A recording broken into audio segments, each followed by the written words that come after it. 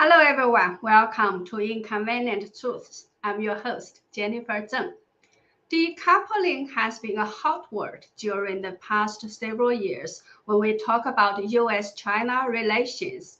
But it is rare for a Chinese institution to admit that China suffers more from the decoupling. So today I will talk about some recent research by China's top university, Peking University or Beijing University, on the U.S. China Strategic Competition in Technology and why that research was deleted by the CCP. I will also give you some updates on the case of the mother of 8 in China who was a victim of human trafficking, rape, and illegal detention.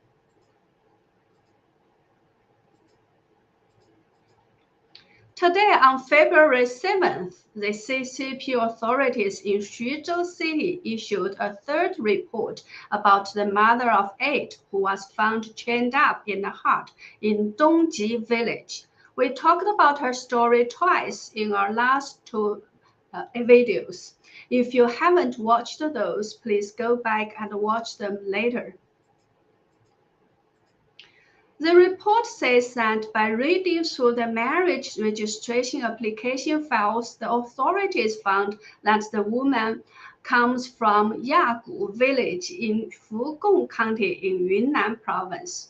Then it was confirmed that the woman's name was Xiaohua Mei. Her parents were all dead. She married someone in Baoshan County in Yunnan province in 1994 and returned to her village in 1996 after she got divorced. Then a woman named Zeng in the same village took her to Jiangsu province to seek treatment as she behaved abnormally. Zeng said Xiaohua Mei's parents also asked her to find a good family for her and get her married. So Zeng took Xiaohua Mei to Jiangsu but lost her after arrived in Donghai County in Jiangsu province. But Zeng didn't report this to the police, nor did she notify Xiaohua Mei's parent. The report then says the mother of 8, they called her Yang, is doing well now after some treatment. Her teeth all fell out because of her severe periodontal diseases. But other than that, she is very healthy, etc. The report then says that DNA data shows that the biological father of all her 8 children is her so-called husband, Dong Jimin. So basically, this report again denies any human trafficking, denies that she had been abused and all her teeth fell out because her had severe periodontal disease and because all the 8 children are Dong Zhiming's. There is no such issue as her being raped by other men in the village. However, the second official report issued on January 30th says that government officials didn't strictly check her identity information when Dong applied for a marriage certificate with her, which indicates that there was no information on her identity for her when they applied for a marriage certificate. The third report issued today says that the woman called Zeng took Yang out of her home village to seek treatment and marriage in Jiangsu, as Yang already showed abnormal behavior. If this is true, how could Yang still remember that she comes from Yunnan province? If she still remembered her home and her parents, why didn't she contact her family in Yunnan province and notify them about her new marriage? Also, if Zeng was entrusted by Yang's parents, why didn't she notify them that Yang got lost in Jiangsu province? And why didn't they try to find her? So all the claims and explanations in these official reports just do not add up. The more explanations they offer, the more questions people want to ask. According to Proud Girls, the group which first exposed this case, the mother of 8 was bought from 2 brothers called Yao Zhanfeng and Yao Zhanjie. They were professional human traffickers, and they had a powerful relative. They had a powerful relative who is the deputy director of a police station in Xuzhou City. And apart from this relative, they had even higher up supporters. Some of them are provincial level CCP officials. The Proud Girls say that according to what they found out, between 1985 to 2000, during the 15 years, there were 411 CCP officials who had been involved in human trafficking in Xuzhou City. Some of these people have died, some have been promoted, some have retired, some are still in Xuzhou in office. Also in Dongji village alone, there were more than 30 women who died during that period. Some of them were beaten to death, and some killed themselves by drinking pesticides. Proud Girls also said that they had managed to obtain blood, hair, and body tissue samples of the mother of 8, and these samples have already been sent out of China for further investigation. Remember, we talked about how Yang looks a lot like a girl called Li Ying, who went missing in 1996. So I guess Proud Girls are trying to find out whether Yang is Li Ying. And today, Li Ying's uncle Li Dacheng wrote a letter to the police which says that he had watched the videos and the photos of the mother of 8, and he believes that this woman is his niece Li Ying. He asks the police to do a DNA test to confirm this. So let's see how this matter will develop. I will update you if there's any new information. And why is human trafficking so rampant in China? I think the number one reason is the serious imbalance in the ratio of men to women. According to the CCP's data released in May last year, the ratio of men to women in China is 105.07 to 100. If we suppose that there are 1.41 billion people in China, based on the above ratio, there are 33 million more men than women in China. The imbalance is even worse in rural areas where the ratio of men to women is 107.91 to 100. And why is the imbalance so severe? It is no doubt because of the CCP's one-child policy, which had been in place for decades. As many people, especially people in rural areas, prefer boys to girls, girl babies were killed before they were born. The number two reason is the poverty in rural areas. The CCP's hukou or household registration system basically divides Chinese people into 2 different categories, people in the cities and people in the countryside. People in the countryside have always been treated as second-class citizens in their own country and are at a disadvantage in everything. When there are not enough women in society, these people suffer more than people in the cities. The number 3 reason is the CCP's indifference and policy or law. According to the CCP's law, if you illegally buy a woman or a dozen women, the maximum sentence you will get is 3 years. But if you illegally buy a parrot, you get 5 years. If you buy 20 toads illegally, you also get 3 years. So a woman's life only equates to the lives of 20 toads, or is worth less than the life of a parrot, which is classified as a precious and a rare animal and is thus protected by the law. The good news is, although the CCP has been trying very hard to suppress this matter, more and more Chinese people are expressing their anger and concern one way or the other. For example,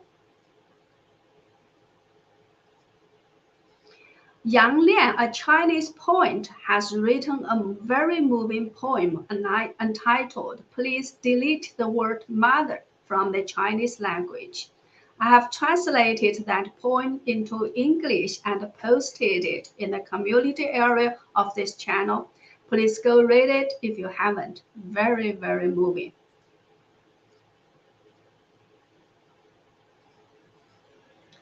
Now, let's move to our main topic today. On January 30th,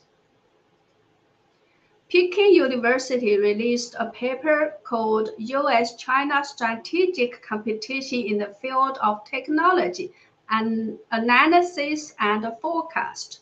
This paper argues that both China and the U.S. have suffered and will suffer losses from decoupling, but China's losses are significantly greater than those of the U.S.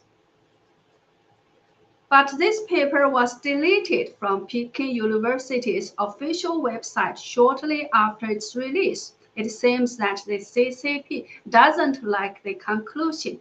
So what I showed you was the screenshot from another website that has reposted this paper.